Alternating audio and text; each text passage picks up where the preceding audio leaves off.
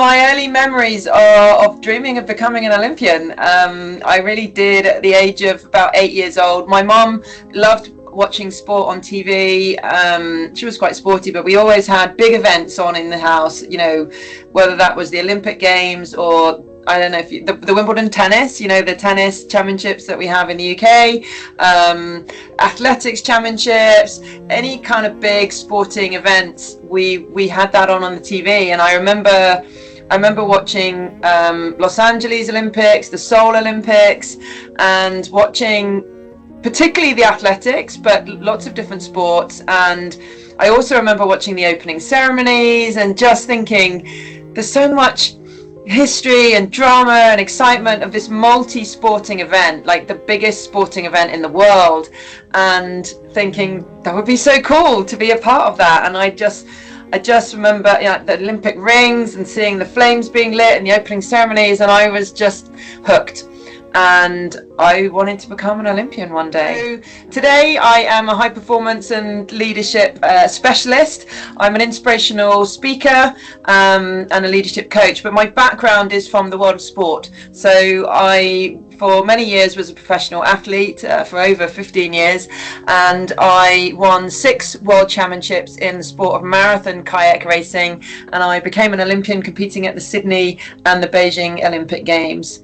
Yeah, it's very exciting. You know, when you've been dreaming about this and then it arrives. For the Sydney Olympics, I didn't get to parade in the opening ceremony because we were on a training camp in Brisbane and it was too far away, and our races are at the end of the competition. But we did stay in the Olympic Village, and that was super cool. You know, I was like 22 years old, and you arrive there and there's athletes from all around the world and from all different sports, and there's some really big famous athletes as well, and you're in the village and you kind of just wander through the village and there's all these really incredible athletes that you're surrounded by, big name tennis players or track and field athletes, basketball players who are like, you know, feel like they're 10 foot tall, and it's just very exciting. And they have everything in that village from Olympic sized swimming pools to the gyms to the post office and the shop and a church and a chapel and then the dining hall, which is just huge and bigger than the size of a football pitch, and it's got everything from every kind of food, from Asian food to McDonald's to Italian food, and you know, everything in between, and it's just a real buzz around the Olympic Village. The atmosphere is just incredible. Everyone's there for the same reasons, to compete, whether it's their first time, whether they're going to win medals or not. It just, everyone's there to try and deliver their best performance in their sport. And we all kind of, there's this sense of respect, I suppose, that we've all worked really hard to be here, and no one just got given this and handed it to them or won a lottery ticket and got to be here. You know, we all worked really, really hard for many years, not just a couple of years, but for many years. And we're all trying to achieve the same thing. And yeah, that's a cool feeling. But yeah, being part of a team as well, and part of that, the British team, and that sense of team spirit was really amazing as well. So yeah, I mean, I could talk about this forever, but yeah, it was very special. Pick 2 or 3 things that really help you to expand your ability to think that our audience will be benefiting to hear from you. So what would those 2 or 3 things be? To improve our thinking. Yeah. Yeah, interesting. I guess, yeah, the one is already the one I've just said, around that, just that mindset of curiosity is our first thing, is that constant learning, reading, listening to podcasts, and, you know, just gathering that knowledge and doing that training and development all the time is really key to improve our thinking. I guess sometimes we get in our own way of our own thinking, and we tell ourselves stories about us that stop us from moving forward, or our belief that we can achieve, or that stop us from achieving our goals because of our thinking. You know, we have that kind of inner voice, that critic that stops us, and the thinking isn't really helpful.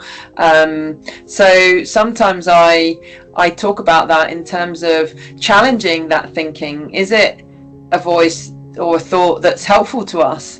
And sometimes it's not. Is it supportive? Is it useful to me? Is it true? And often the thoughts are not true or helpful or facts, and they're just stories that we're telling ourselves based on beliefs, based on the rhetoric that we've, you know, been running for many years. So I challenge that thinking sometimes in terms of notice it, because the thoughts are so automatic. Our thoughts, you know, are just traveling all the time at speed. So notice the thoughts, challenge it. Is it helpful? Is it useful to us? Is it true? And if it's not supportive, then change it. Change that thinking, and change it to something that's more supportive. That's something I do with my own thinking, and something I share with other people in terms of improving our thought processes. But I think also what's helpful is to be present, right? Because we're moving so fast all the time that sometimes our thinking isn't very clear, and we don't, you know, when we're doing 1,000,001 things and we're just constantly distracted or managing multiple tasks, or, you know, split attention, we can't think clearly, and we can't think and broaden our perspective or think of new ideas and new ways of doing things, because we're just too much going on. So our ability to think clearly and develop new ideas comes from us slowing down. Sometimes it comes from us, you know, pausing, taking breaks, having rest, you know, doing exercise. I think some of my best thinking comes when I go running, and I've just got nothing else to think about, and I'm just running, and the ideas come. But when we're chasing the day and we're rushing from one meeting, one call to the next, and finishing this and facing the deadline and thinking, oh, I've got to go and cook the dinner, and this, you know, and there's just too much going on, we never have brilliant ideas and solve problems. So our ability to expand our creativity and think clearly comes from slowing down and pausing and building those moments of silence and quiet time during our day. That's what allows us to expand our thinking.